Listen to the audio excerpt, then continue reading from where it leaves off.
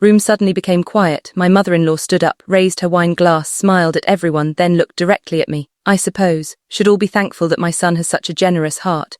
A few relatives smiled politely. She continued. Every man would marry someone with so little to offer.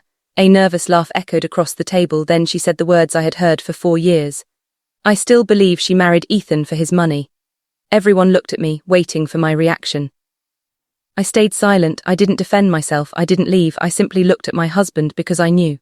He had heard every single word, and 30 seconds later, he gave an answer that no one at that table expected. My name is Sophie Bennett. My husband is Ethan Bennett. We had been married for 4 years. When people first met Ethan, they noticed his success. He owned a growing construction company, worked long hours, drove a nice truck. People assumed he had always been wealthy.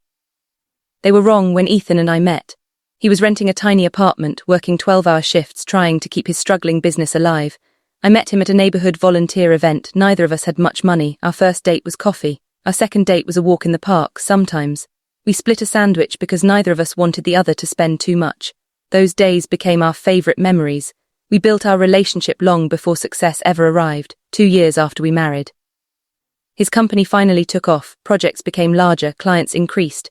Life became comfortable, but one person completely rewrote our story: his mother, Linda Bennett. According to Linda, I had waited until Ethan became successful, then somehow convinced him to marry me. The truth was exactly the opposite, but facts never seemed to matter, only the version she preferred at first. The comments were small, so it must be nice not having to worry about money anymore. I hope Sophie appreciates everything Ethan provides. Whenever relatives asked how we met, Linda interrupted before I could answer. Oh, it all happened after Ethan's business started doing well. Every single time, Ethan corrected her. No, Mom, we're together long before that. She smiled. Oh, maybe I remembered it differently. It happened again and again and again. Eventually, some relatives actually believed her. I could see it in the questions they asked. So what did you do before Ethan? Did you always want to marry someone successful? I answered politely every time, but inside, it hurt, not because strangers believed it, because family did. One evening, Ethan found me sitting alone on the back porch. Been quiet lately? I smiled. I'm fine. He sat beside me. No, you're protecting me. I looked away. Don't want you fighting with your mother because of me. He sighed. Tried talking to her. I don't understand why she keeps doing this. I gently squeezed his hand. Maybe one day, she'll finally see me for who I am. He smiled sadly. I already do. That's enough for me. I wanted to believe that, but I had no idea. Linda was planning something much bigger. A month later, she announced a large family dinner. Everyone was invited, aunts, uncles, cousins, even distant relatives we rarely saw. She said it was simply to celebrate Ethan's newest business award. Ethan happily accepted. It'll be nice seeing everyone. I smiled. Make your favorite dessert to bring. He kissed my forehead. Perfect. Neither of us realized. Linda had another reason for organizing that dinner, one she had been planning for weeks. The night of the family dinner finally arrived. The private room at the restaurant was full. Nearly 30 relatives had come. Everyone congratulated Ethan on his company's recent success. His newest project had just been featured in the local newspaper. I was genuinely proud of him. He had worked for years to reach that moment. As dinner began, everything seemed normal. People laughed, shared stories, ordered dessert. Then Linda slowly stood up. She tapped her glass with a spoon. I'd like to say a few words.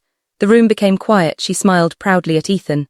My son has worked harder than anyone I know. Everyone applauded. Then her eyes shifted toward me.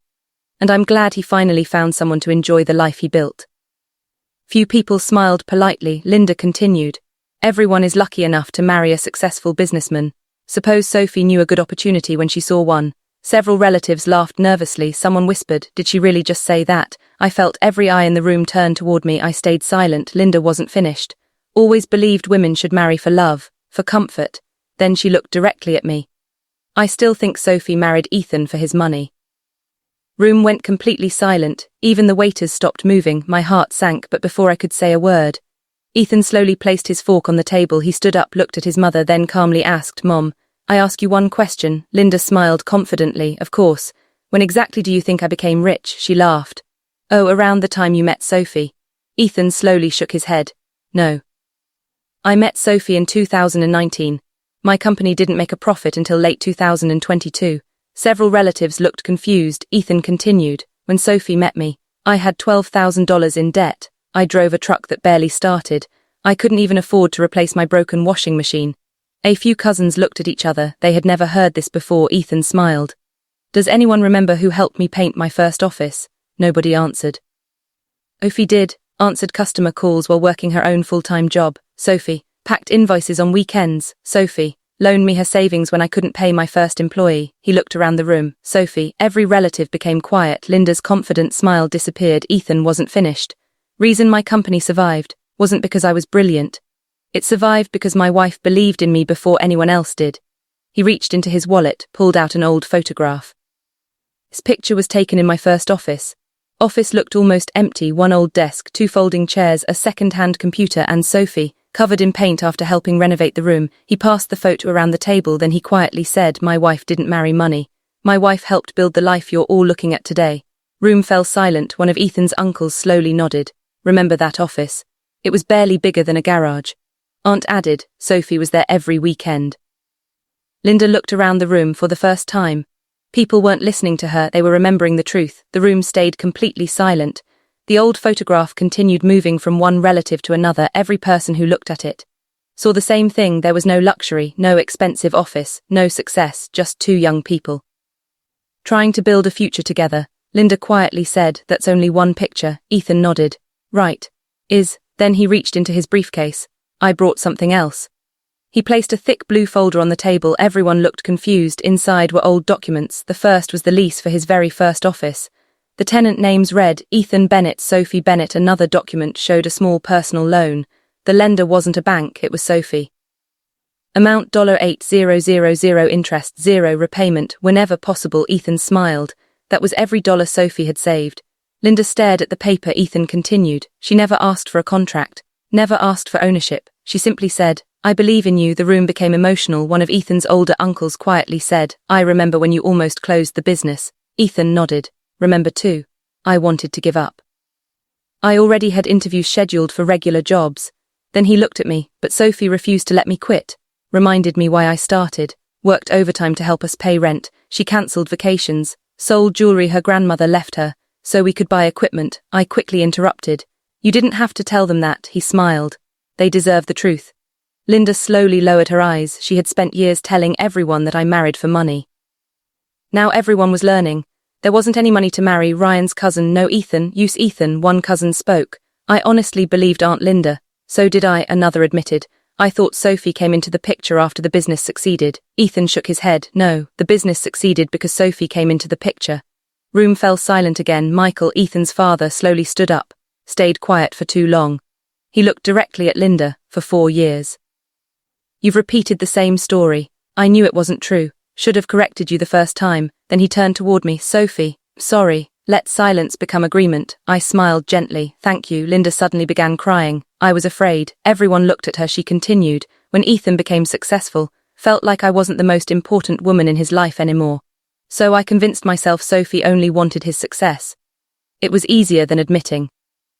My son had grown up. Ethan walked toward his mother, knelt beside her chair, and quietly said, "You never lost your son. You almost lost his trust." Linda covered her face. "I'm sorry. Hurt the wrong person." She looked at me. "Sophie, I judged you before I ever gave you a chance. I told lies that became family stories. I can't erase that. If you'll let me, I'd like to spend the rest of my life proving I can do better." I took a deep breath, then answered honestly. "Accept your apology. Trust isn't rebuilt with words. It's rebuilt with actions." She nodded. "I understand." 6 months later, the Bennett family gathered again. This time, it was Ethan's birthday. Before dinner began, Linda stood up holding another glass. The room became quiet. She smiled at me. "I need to correct something. For years, I told everyone Sophie married my son for money. Today, I want everyone to know the truth." She looked around the room. "My son became successful because his wife believed in him before anyone else did. Sophie didn't marry wealth, helped create it." Then she turned toward me. "I'm proud to call you my daughter-in-law." Room filled with applause, not because of the apology, but because everyone knew how difficult those words had been for her. As Ethan and I drove home, he reached for my hand. "You know, I spent years trying to convince Mom. Took one night of telling the complete truth." I smiled. Truth doesn't always speak first. When it finally does, it never has to speak twice. For the first time in years, no one in the Bennett family ever questioned why Ethan married me, because they finally understood. I was never chasing his success. I was there, long before success ever arrived.